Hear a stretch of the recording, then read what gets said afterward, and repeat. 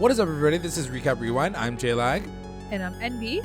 And this episode is recapping and reviewing Chilling Adventures of Sabrina Season 3, Episode 5. And it's called Chapter 25, The Devil Within. And don't forget, guys, stick around for the ending because we are going to go through our recap roundups, our best moments, our best lines of the episode. So be sure to stick around for that.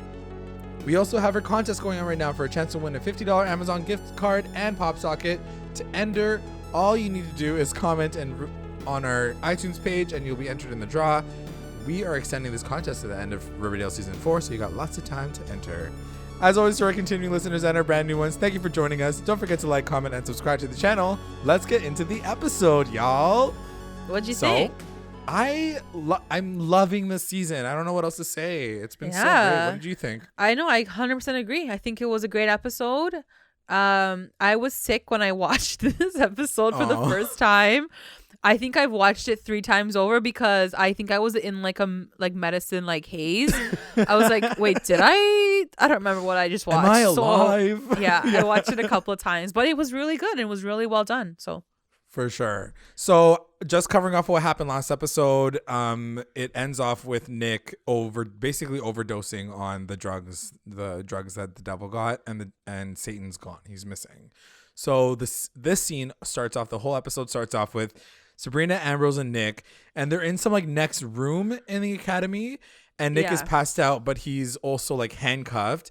And right away, Sabrina's not mad, but she's also just like, what did you do? She's disappointed. For sure. And she's like, you need help, and we're going to get you rehab. Yeah, he needs rehab. He needs to get detoxified. And Ambrose is like, we have this thing. It takes 30 days. And Sabrina's like, but we need it right about now. And so this egg that's sitting in the tank, according to Ambrose, I don't know if he has it in his possession or if he has to drink the water or what it is, but it has something to do with the egg. And it will help warp time in terms of making it faster. So his recovery will be faster. And I was like, okay, cool. That's a pretty good way to explain why you guys are going to just skip this forward. But he starts lashing out right away, just like an addict would. He's like, I hate you, Sabrina. I can't believe I fucking hate you. So he just starts to get really angry.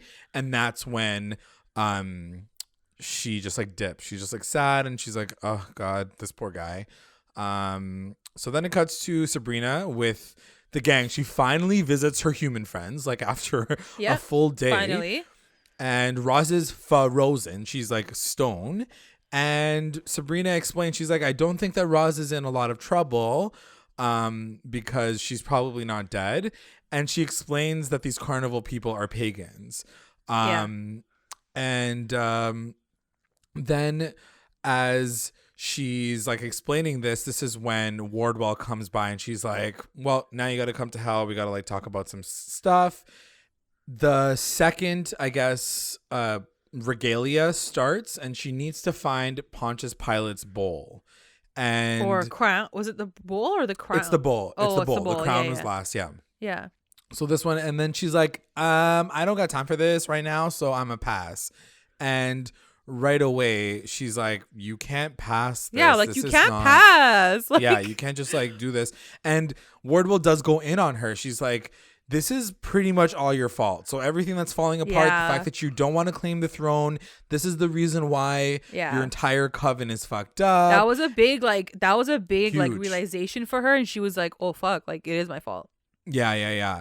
And it was funny because originally when I wrote the notes for this, I was like, this can't be Wardwell for real. Wardwell wouldn't be going in so hard on her. This must be Satan taking shape shifting. Yeah. Because I was sure that Wardwell would never make Sabrina feel this bad.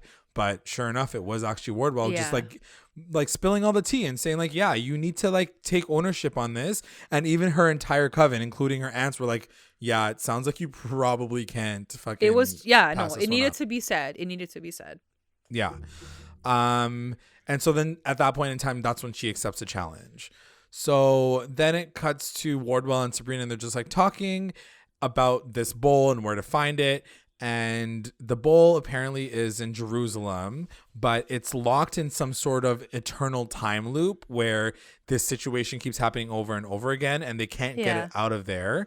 And Sabrina's like, well, if it's stuck in a fancy time loop, I do have a magic fancy pantsy egg that I can use. What did you think about that whole fancy egg Ambrose storyline connecting to this? Did you find it a little cheesy? Did you find it a little too good to be true? See, I will think that it's cheesy if this egg doesn't have a larger purpose outside of this episode. Yeah, totally. If it was only for this episode, I'd be like, yo, that's why he pulled a fucking egg out of the ocean and killed a person. Like, come on, that's stupid. And I would like to know a little bit more information, because if that is all we get from it, I'm like, what? Yeah, and also, like, we have never talked about time warping until now, and now there's like a magical egg in the story too. I'm like, okay, this is like too good to be true. Like, right, and like that's a pretty big power to be able to warp time. Huge, like, huge, man. Huge. So it'll be interesting to see if that does play a larger part. You know what? Maybe, go ahead. Sorry, but you know what? Maybe that's also gonna be like Blackwood's like re-entry into the coven. They're gonna be like, thank you so much for like bringing this egg from like freaking wherever Scotland it came from, you know, because like it was really him doing it. Like he's the one who like brought it up, found it. Yeah, you know, maybe they'll be like, we would be nothing without this egg and you. So I don't know. Okay, I don't know if I would want him back for that reason, but I do agree that the egg has to have a larger story. Yeah, maybe like I can only predict that if it has to do with time, that maybe Caliban gets the last one, he becomes king, and then she like reverses time to for sure like get it from him or something. Like there has to be something that has to do with her using this egg to like achieve some goal outside of this episode. So anyway, so that kind of is her mission this episode. And it cuts to Hilda talking to Sabrina, and Sabrina's like, hey, how's it going? And Hilda's just like so focused on this fly, but she does turn her face at one point, and Hilda has the biggest pimple on her face. Like it's so big. I'm like, how did Sabrina not even notice this situation? Like she didn't even notice that her aunt has a gigantic thing on her face. And I was like, girl, you need to get glasses, because that was pretty fucking big. Then it cuts to Theo and Harvey, and they're with Roz. And this is when Robin comes in. He's like, oh, like, what is this? I don't understand. And I'm like, if he's going to pretend that he doesn't know what's going on right now, I've lost all respect for him, because I just feel like it's time for him to tell the truth. Which I know that by the end of the episode he does do that, but in this moment I was like, I don't know if I'll ever forgive the fact that he's like held on to this information, you know, like it's pretty tight. And basically he did like get them into that situation. He didn't warn 100%. Them. He warned his family instead, and like it's fucked. So then it cuts to Prudence with Agatha, and as you remember, Agatha is cray-cray now, and Prudence tries to use a spell on her, or try to tap into her mind and try to slow it down to understand what's going on. And she sees all these visions, and she finally hones in on one of the visions, and she sees what Agatha saw before she went crazy. And it was the faun, that main guy, but more specifically, it's the pagan god Pan. And as soon as they discover what that is, because Ambrose is kind of listening in on what she's hearing and saying, and that's when he loses his mind too. He's like, oh shit, we're fucked. If it's Pan, it's even worse than we thought it was gonna be. He's gonna come in and try to like destroy everything. And so like the stakes have now gone even higher. I do love, and like I know that we've already referenced American Gods like 3 times this season so far, but it really does go back to that whole like ancient gods versus New World situation.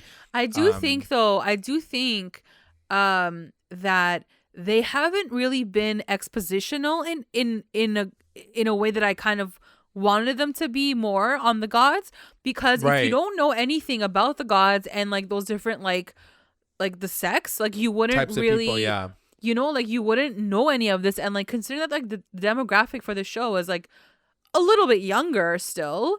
You know, I don't know if everyone is still kind of with it and Right. understanding the mythology behind it all that kind of stuff. But I don't know. Yeah. Like, yeah, you're right. Like, it is cool, but if you don't really know it, then you're gonna be like, what the F's going on? Like, Right. who are pagans? Like why? Why do I care? Who is Pan? You know what I mean? Like there's Yeah. just like all these things. Yeah. No, that's a good point. So anyway, it cuts to Dorian's, and Sabrina and Wardwell just go right through the painting, and they're now in Jerusalem. And the whole place is kind of like all like beaten down or whatever. And she pours the water that she takes from the egg, and she pours it all over herself, and she does a spell, and she's now back in time. And so she walks toward this like I guess the altar or whatever where the bowl is, and Pontius Pilate basically arrests her. He's like, stop right there. And so he stops her in the middle of the field. And then it cuts back to the church. So the Church of the Dark Knight, I guess, the old church that has been abandoned. And two of the students, I forget the girl's name, and the guy, I think his name is Melvin, they're talking and they're like, yo, Sabrina, it's all Sabrina's fault that this is all happening. We should maybe give her up, and we should go back to, maybe we should start praying to the Dark Lord again. Like, what should we do? Maybe we should go talk to the pagans and just kind of like just join them. And Blackwood / Satan show up and get them to like push them into that direction. Basically, he shows up and he's like, what are you doing here, children?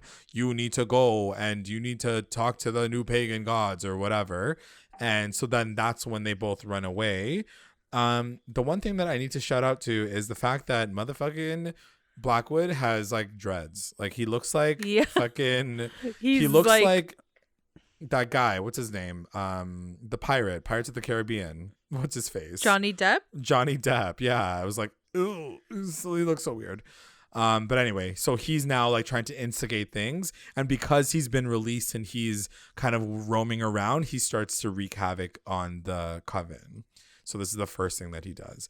So cutting back to the academy, Ambrose realizes, talking to, like, upon all his research, he's like, we need to call everybody together. I think we need to find a way to get all of the witches into one place, like all these people who have broken up, and bring them back here so we can fight against these pagans. And he said one way to amplify our magic is to create like a circle of stones, just like Stonehenge. Yeah. And this is when Prudence is like, well, we're not going to go to Scotland or England or wherever the hell the Stonehenge is. And she's like, we can't do that. And he's like, well, there's stones that are in the forest right here in Greendale. We just need to raise them up and then bring them. He literally, like, he has literally had an answer for every single thing the last 3 episodes. Like, he knows everything about anything, because I guess like he's been trapped inside for like his whole life. So like I guess he's read every single book ever. Yeah. So I'm like, this guy's like so clutch. Like, what would they do without Ambrose? Helpful. I know. Like, they literally, like, he tells all the answers. So that's going to be their mission. But then it cuts to Zelda and Hilda talking. And this is when Hilda and Zelda are just like, Zelda's very distracted. Hilda's kind of covering up her face. She doesn't want her sister to see it.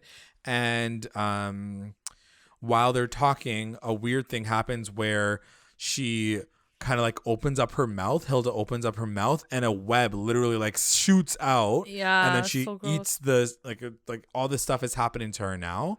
And that's when Ambrose is like, we got to do the summoning spell. And everything is kind of just like moving at a fast pace, which I kind of like. I like the fact that they're shoving everything in your face, but it's not like too much at the same time. Everything kind of has its own place. Yeah, and it has a purpose too. Yeah, so it's really cool. But I do feel bad that like Hilda is cursed right now. Like, she's the nicest one of all of them, and she's just like slowly but surely turning into a spider. I'm like, this is so unfair. So cutting back to Jerusalem, and for the rest of this, I put it all into like one gap because it just keeps cutting back and forth. But I'm like, let's just like do it all at the same time. Yeah. So she's in the jail, and sure enough, Caliban has already arrived in jail, and she's like, how did you even get here? And he says that he had some sort of time stone which is the thing that was just up the hill, the thing that she kind of came from with Wardwell.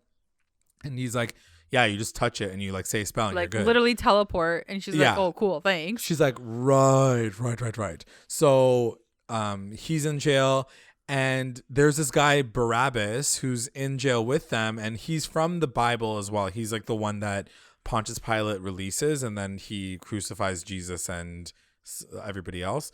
And he says to them, he's like, you guys are going to be crucified, and then you guys are going to die. This happens every single time somebody arrives here. And he says, like, you're going to see the bowl like 5 seconds before you die, because you're going to be on a stage that keeps getting played out over and over and over again. Because I guess that's Pontius Pilate's like hell. Like he just keeps reliving that same experience. And she's like, in that moment, I'm going to steal that bowl. And Caliban obviously is like, oh, you're going to steal it? I'm going to steal it. And I'm like, girl, can you not keep your mouth like shut and like bring it down a few levels so he doesn't know your plan? And she does call him out though, which was kind of good that like she does say this to him. She's like, have some honor. You're like, you know, you stole that crown from me. You left me to die. Like, the hell doesn't need someone who's going to be like such a snake. It's true. Like, I'm so happy that have that. I'm so happy that she said it and that they connected those two storylines together in this episode. And like, yeah, his face was like, oh, fuck, like I done fucked up. Like I should have done it the right way. Do it the honorable way. Like if you're going to beat her the right way. Don't like cheat to beat her, you know? But at the same time, what do those values have for a literal demon? Like, why would he even care? You know? Like in the greater sense, you're right. But I guess within their own universe and like the confines of like the show, they have to have some sort of code, you know, that they like have to abide by or like respect or honor or whatever. So I still liked how like it all came together, and like she did tell him that. So I'm going to ask you this right now, because we've been making a lot of connections with Buffy, right? Yeah. And Spike, if you guys don't know the show, you should. But Spike becomes a character who was a vampire, then falls in love with Buffy, and then they end up having a relationship. Yeah. Do you feel like Caliban can have that role in this storyline where he's bad, but he wants to be good, but he is born evil? Huh. It's interesting that you compared the two of them, because I would never have compared them, but I guess you could. I guess like I mean, Spike would definitely had a better like story arc. He was like really bad before. He was really bad. But no, I can definitely see it. I think for me, the first hint was, you know, what's his face? Nick saying, oh, like she has a suitor in hell. Right. And, you know, it's like the minute he said that, I was like, oh, okay. Like, are they going to try to pin Sabrina with Caliban? And I think it will be interesting. I think it will be cool to see if he does try to become good and she falls in love with him in that sense. Like, I don't know. There's so much potential here. And also there's so many dicks that she's got like in her corner. Yeah, she's like swinging around. I'm like, good for you. She's got fucking this guy. So yeah, even after she says like have more honor, he like gets hornified. He's like, ooh, okay, I'll be more honorable. So one of the things that have to happen is one of the prisoners have to take like 100 lashings, like whips, and he takes it. He volunteers as tribute. Yeah, he's like, I'll do it for you, Sabrina. Don't you worry, my little baby doll. You got that porcelain skin. You can't hurt that skin. And she's like, yeah, but she's like, you're gonna get hurt. And he's like, nah. He's like, I'm made of clay, hard as rock. He's like, I can't, like, it won't hurt me. Like, he's like, it won't do anything to me because my body's made of clay. So he basically, he volunteers as tribute. And I was like, oh damn, that was kind of hot. Like, he's like sacrificing himself for her. He even says, he's like, you're too cute for scars. Yeah. I'm like, oh, are you flirting in hell? Oh my gosh. And I was like, Sabrina, keep your pants on, like chill, like you. But they didn't make her have a face. She was kind of like, okay, cool, thanks. Like she wasn't flirting really with him. No, she wasn't. But she just was making faces, which was like, oh, like she was she? Like, I didn't even notice. Yeah, I feel like she was making faces. I feel like you were just excited. So then, she wants to find out exactly what happens when Barabbas gets pardoned. She's like, give me the details of exactly what happens on that stage. So Barabbas is like, oh, you have an idea to break this like cycle that just keeps happening? Because he basically lives in a loop, right? His whole story arc is like a loop. So, and this was really cool. Like, I was really kind of blown away with like the way that they show the audience and how it all like opens up. And so can I just say it? Like how she basically glamours as him in the moment where like he has his loop where he gets out of the cage or like the cell released. Or whatever. Yeah. And then of course like by that point like she gets the bowl, but then it's her and then she's like, ha ha ha, it was me the whole time. Yeah. And then she like runs away and like escapes, but leaves Caliban back there, right? Right. She's like, fuck you. It was a pretty tight moment, but at the same time she did feel bad, but she like didn't really have a choice. Like and I was like, fuck that shit. I'm like, he fucking screwed you over last week. Like, don't feel bad right now. Like, he did the exact same thing to her literally last week. So I didn't feel no ways about it. She's got to do what she's got to do. So yeah, but it was a really cool sequence because they like it kind of tricked me, and I was like, ooh, I'm like, I like that. I love the fact that Sabrina does have these moments where she like literally like tricks everybody, including the audience. I'm like, good job, you need girl. those moments. For sure. So, so when she returns back with the bowl, Wardwell's like, okay, time to go to hell. And she's like, no, we're going to deal with my crew first. We have to like heal them and fix them first, and then we can go to hell. And she does say, she's like, I feel bad for leaving Caliban. And Wardwell's like, well, he's kind of stuck in that time loop forever. So like, there's nothing you can do anyway. So she's like, meh, it's over. So then cutting to, I guess it's Cerberus's bookstore. He bumps into a bunch of the jocks at school. Yeah, the bullies. And they like take his hat and they're making fun of him. And he says something like, the darkness is coming, you will all suffer. Like he says something freaking weird. And then right before he's able to like yell it even louder, Theo comes in and he's like, what's going on here? Robin, like, stop, boys. And then all the guys stop because they respect Theo like that. Yeah. And that's when they kind of have a conversation at the Pop's Diner, like fake Pop's Diner. And they talk about transitioning and the fact that, Theo, like the feelings that he had and how hard it was for him to come out to his dad and then come out to his friends. And I think it's not only just a really cool moment to see him talking about transitioning, but also how it shows that Robin's also kind of like understanding him a little bit more too. Like, he definitely was very like sympathetic and like he seemed very like into Theo's story, genuinely like concerned and like interested in like this person's story, you know? And to me that meant a lot because I was like, okay, I think like Robin's like actually there's something good in him somewhere, you know? I was kind of worried because he does start talking about his family and how he's like, my family's just been doing all these things for so many years and I just want to kind of like lay down my own roots and like hang out. And she like, I don't know how I'm going to feel unless this goes over well. I think it's going to go in a good way. I think like it's important. It's an interesting story to like uncover with him and his background. It's like, although you've led this life, like in terms of your family, who do you choose to live now? Yeah. You know, not necessarily like your sexuality or like your gender, but like in a sense of like, you know, his whole family's like pagan, but he's like, fuck that shit. Like, I want to be something else. Like, or I want to like actually make roots somewhere. And like, you know, so that'll be interesting to explore if he does stick around, if his character like does stick around. Yeah. But we'll get back to them because they have another scene later. But before that, the pagans are at the carnival. And this is when the two students from the coven, they come and see them. And they're like, hey, we're going to join you guys. We're sorry about it. And the pagan gods, I guess Pan, we can say Pan now. He's like, okay, thank you.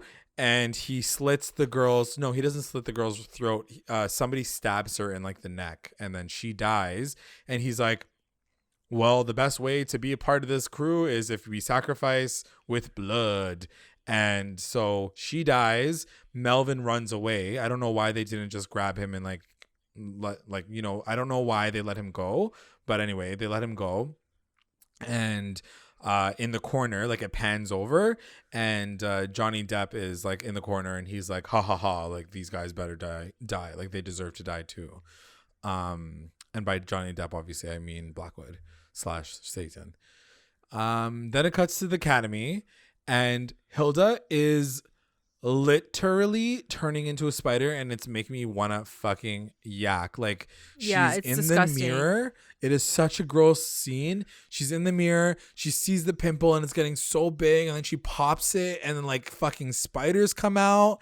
And I'm like, between her and fucking Dorian, like Greendale's got an acne problem, and everybody needs fucking Proactive up in here. proactive. Like, they need to figure their lives out. So back at the garage, Harvey's just like playing guitar, and he's just like hanging out, and the Dark Lord kind of possesses his area, his vicinity, and he's like, yo, you know what you should do? Because like you don't want, like, you want to do something about the situation with your girlfriend. You should go back to the carnival and beat everybody up.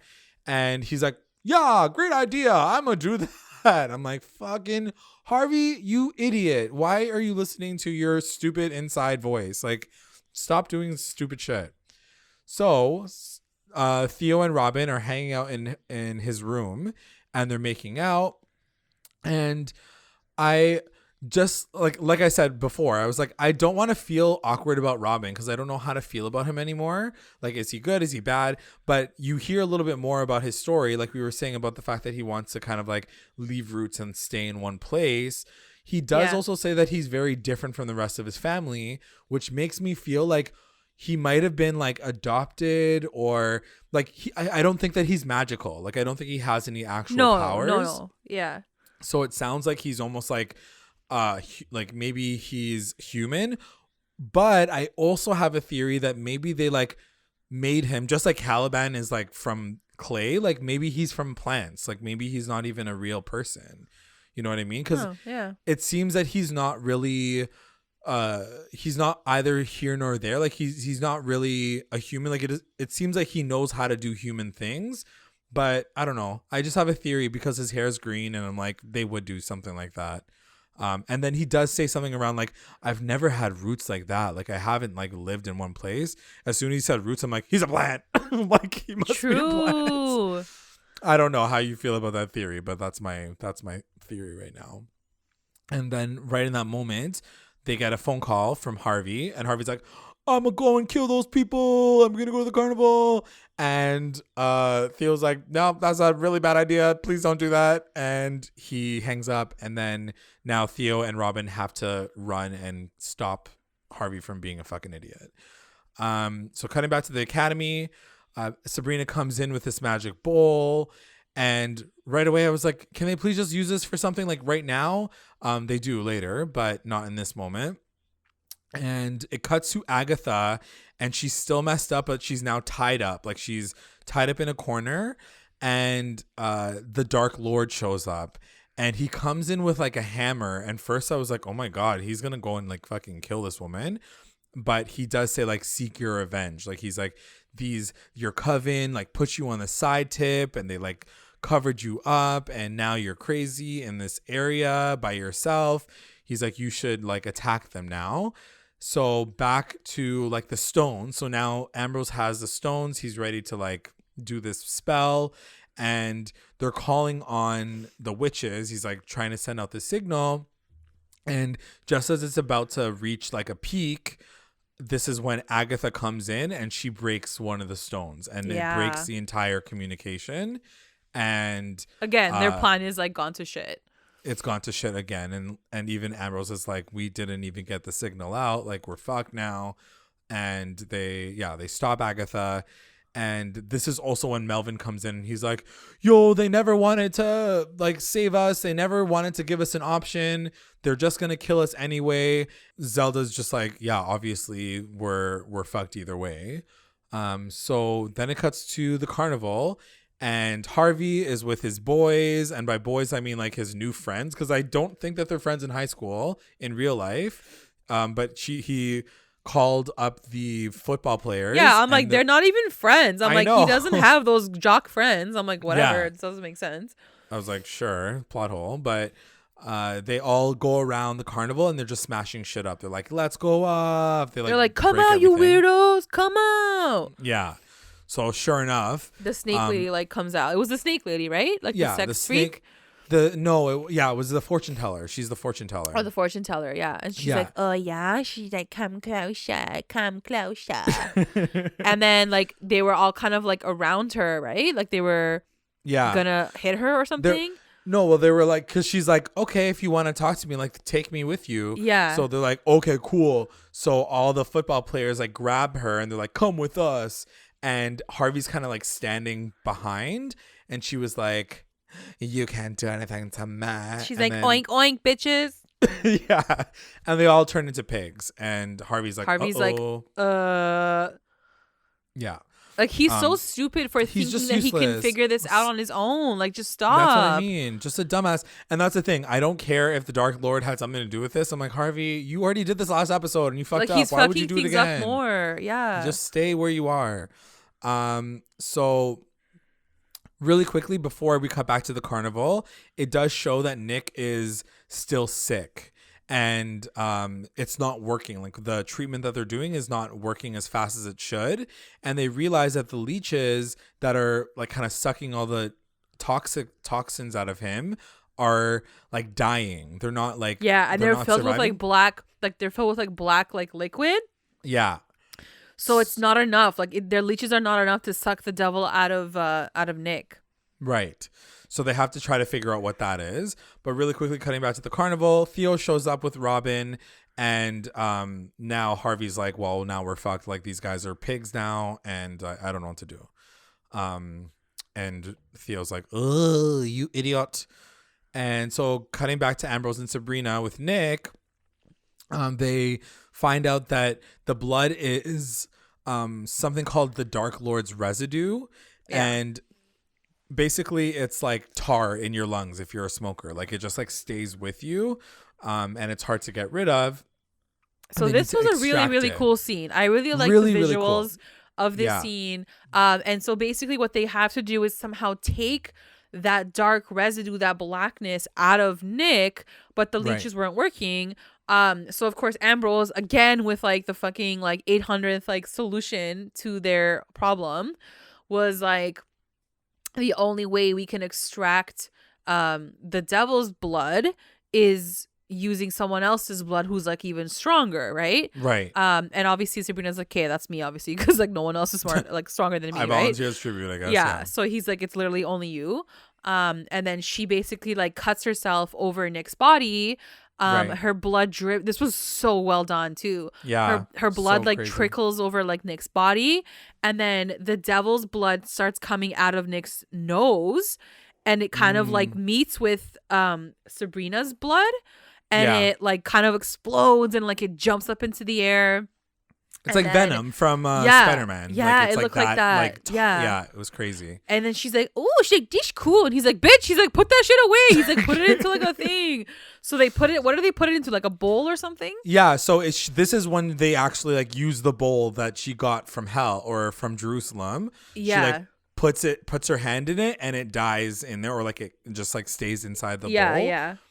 And they're and like, he's now like, ooh, he's like, energy, so much energy. Like, I need to study these now as well. Yeah. So he's like, I'm gonna take the blood, and then you can take the bowl back down to hell. So then again, Hilda and Zelda are talking, and this time Hilda is like, something's wrong with me. I need to tell you something. And Zelda is not paying attention whatsoever. She's like, don't talk about yourself so much. You know, the entire coven's in trouble. We're totally fucked. And that's when Ambrose comes in with that dark essence, and he's like, we might be able to use this for something, which you find out at the very end. So then it cuts to Sabrina and Nick, and they have a conversation, which was really, really so now he's sort of back to normal, right? He's kind of back like to normal. Sort of himself in a better sense. Like the blood's like out of him. And she's all excited. She's like, oh my God, you're better now. She's like, you're healed. She's like, now like everything can go back to normal. And what did you think? Like, did you actually believe that everything is going to go back to normal? No, because and I think it's just like real life. I mean, it's not exactly like real life, but when someone deals with something that traumatic, you can't just be like, okay, let's move on with our lives. Yeah. Like that's not how it works. And that's why I don't like, there is that naivete in her, and like she doesn't understand like how big this issue is, and like yeah, like she's like, everything's good, right? Like she's like, we can go back to how we were. Like, girl, did you just miss like episode like 4 to 7? Like you guys are not okay. Like he's fucked up. Like he needs time. I think it was more just the fact that, like, yes, she's definitely naive, but she's also very optimistic. Like, she's also very hopeful that everything's just going to be okay. It's more than optimism, though, for me. To me, it's like she's just being, like, ignorant. She's delusional. Being a child. Yeah. But I think that, like, it's one of those situations, too, where all you want is for things to go back to normal. And because that's all you can do, because the alternative is what they're not going to be together. They're going to break up. He's going to be sad, she's going to be sad. Like that's the other side of it. So she was just trying to do whatever she could to kind of make it work out. And he says like this can't go back to normal. You know, I have to figure out if what I said to you when I was possessed by your dad like was actually true. Like when he went off on her in the woods last episode, he needs to like figure out if that's how he really felt or if it was like something like from the dad. So it's just all these things. He's like, we need to break up. I feel like I'm just a distraction to you. You literally are the queen of hell. You need to figure out your life, and if I'm in your life right now, you're just going to give it all up for me. And it was very much that Buffy Angel moment where like she needs to be like, you need to move on with your life. Like I'm just fucked up and don't stay with me. It was really sad, but it was a really, really good scene to see. Yeah, it was really good. They both acted really, really well out of it. And it ends off in like such a amazing, like I love this moment so much for so many reasons. First of all, she ends it off with them. Like they're about to like close off their relationship. And she says like, kiss me, please. And he's like, if I kiss you, Spellman, I'll never be able to walk away. And I was like, bah! It was so cute. And then she's like, I love you.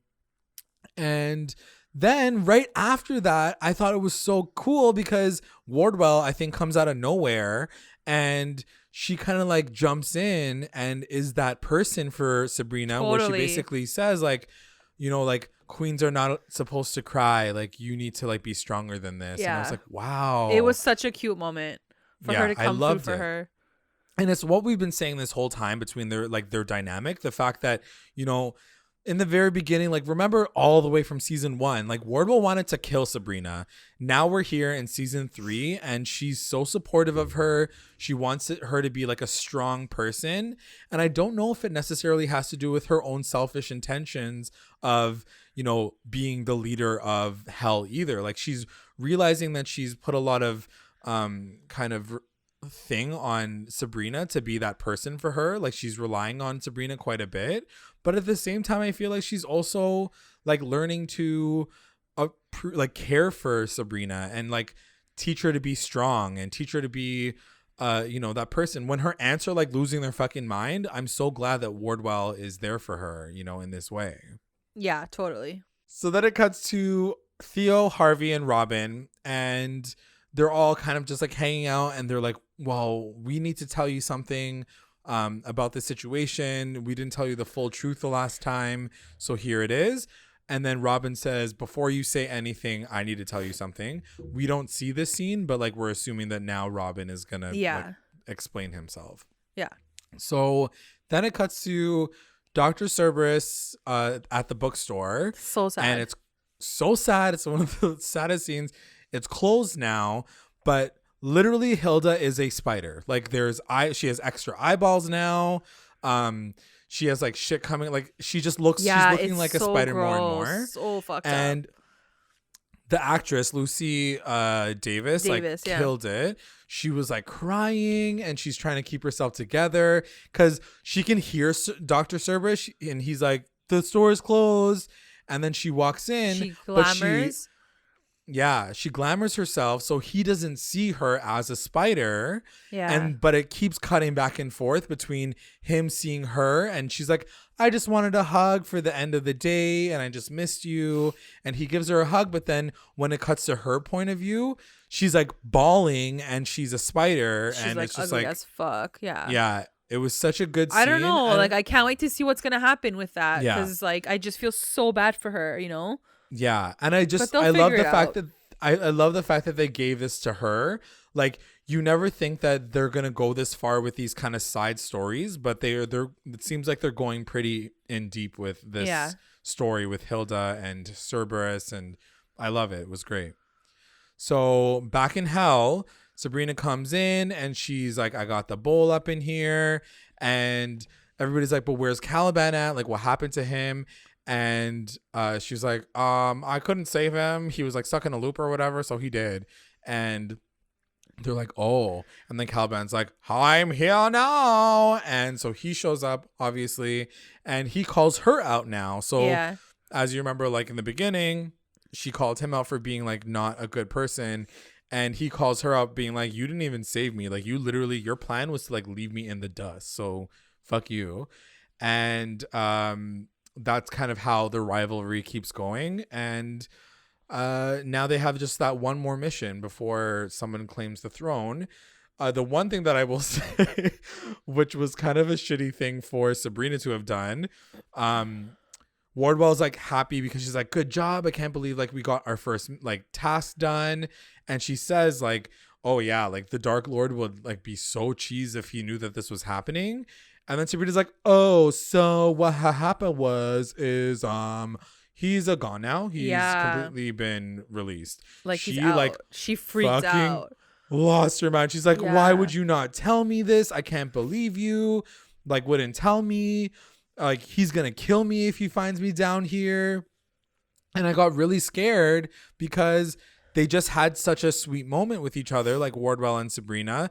Do you think this is gonna affect their relationship, or do you think that they're just gonna band together and be like, let's just fucking do it? You know, I don't know how far they're gonna take it. Like, I don't know if they're gonna kill her off, but like, he's definitely gonna come back with a vengeance. He's gonna fuck some shit up. So we need to be ready for that. But even the relationship that happened with Sabrina and Wardwell, like they just mended it, and now like she can't even trust Sabrina. No, I don't Sabrina's, think she was that cheesed. I don't think she was like pissed. She was more like, girl, are you dumb or something? She's like, why wouldn't you tell me? She was more like scared. Yeah, I think she was just terrified for her life because she's like, he's gonna kill us both. Like, right. So that's how that ends. And then it cuts back to the academy, and Ambrose tells everybody like, we're gonna use this blood whatever to seal the academy, so you just put it around all the doors and the pagans shouldn't be able to come inside. And Sabrina comes back and she's like, I'm here now, like we're gonna like figure this out together. And like everybody shows up, so like right before the episode ends, all the witches hear the call, so it turns out that the messaging like actually worked. And Grilla from like season 2 or whatever, the Christmas episode, she comes back, and then like all these like disco witches come back. They're like, hey girl, hey girl, hey girl. And the voodoo queen from New Orleans shows up as well. So I didn't even notice that. Everybody comes to one place. And it's funny because remember I was saying in the first episode, I was like, are they gonna ever go back to New Orleans? Yeah. But it looks like the voodoo queen's come back. Like she's now in their world. It's cool. I like that. I'm glad that they made that connection. The one thing that this episode ends off with is Grilla's like, everyone in this house will die because you summoned us, but you're gonna die from this chocolate cake. Hey girls. Like, I don't know what they're gonna do, but I don't know how they're gonna like transition to the next episode. I know that they wanted to leave us on a cliffhanger, but I'm like, they're obviously not gonna kill everybody in the house. So like, what's the situation? How are they gonna like de-escalate this conversation? We shall see. So that is the end of the episode.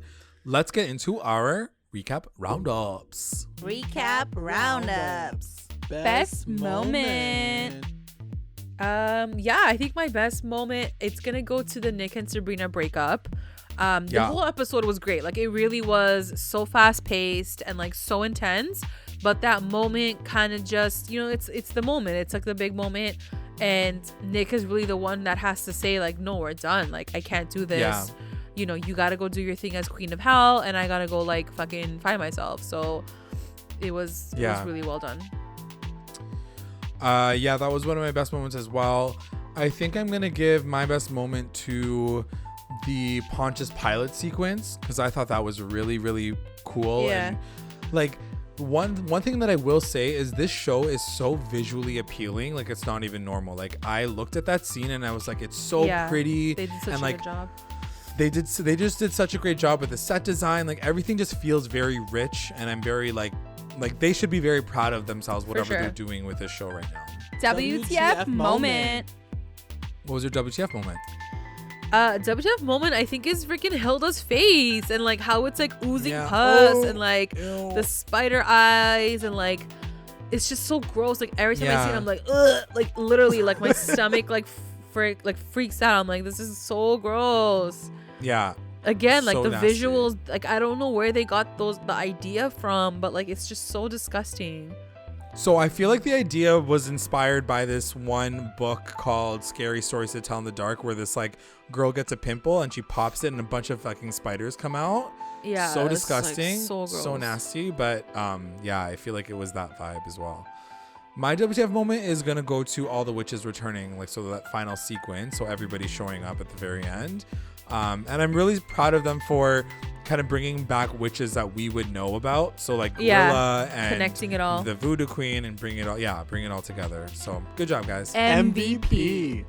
My MVP, I'm gonna say Ambrose, because I think, you know, really he's carried them the last couple episodes. Yeah, he's like found, you know, solutions to everything. He's been reading all his books. Like honestly, like without his knowledge, like I don't know where they would even be right now. They'd be like dead. So yeah, 100%. Like, you know, we never choose Ambrose really as our MVP, but I gotta give it to him this time because he's like carried them. So show.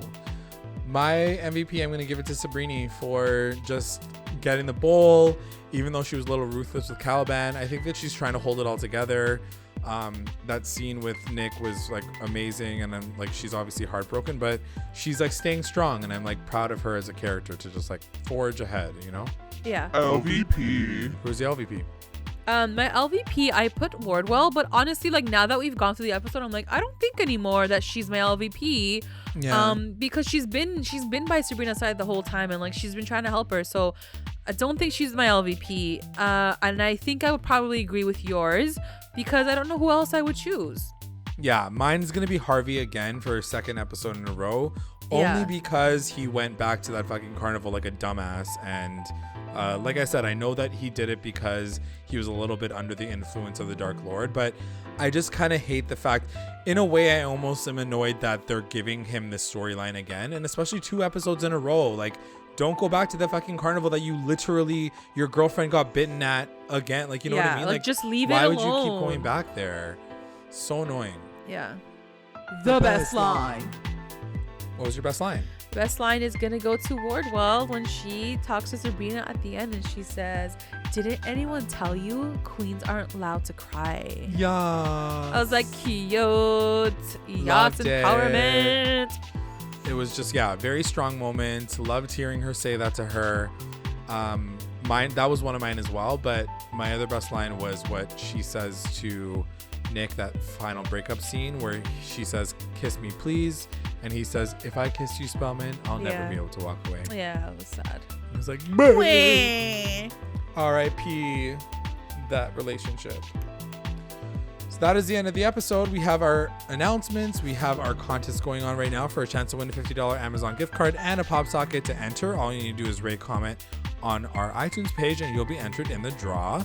We're extending this contest to the end of Riverdale Season 4, so make sure you guys do it and enter. I'd like to take this time to thank our patrons of the episode, our Rewinder Squad, White, Nicole, Faith, our Lit Rewinders, Tina Ann, Sarge, Serena, Slay, Kate, and Jessica, and our Mommy Rewinders, Becca, Sarah, Tamla, and Grace. Thanks, guys. And if you would like to join our Patreon family, check us out at patreon.com/recap_rewind.